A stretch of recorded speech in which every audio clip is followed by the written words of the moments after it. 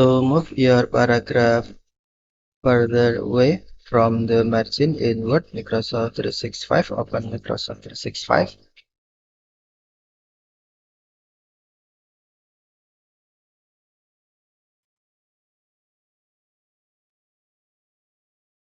Then open your Word document. For example, this document.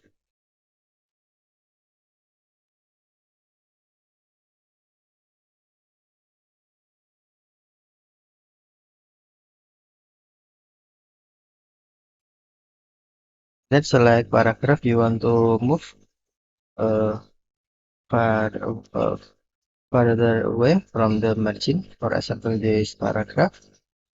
And then click or tap increase indent icon. So if you cannot find increase indent icon, view in other tab, for example in my links. Okay. Then you must go to home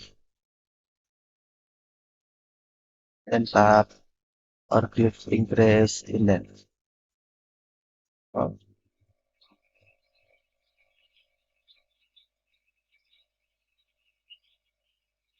Okay, thank you for watching. Have a nice day.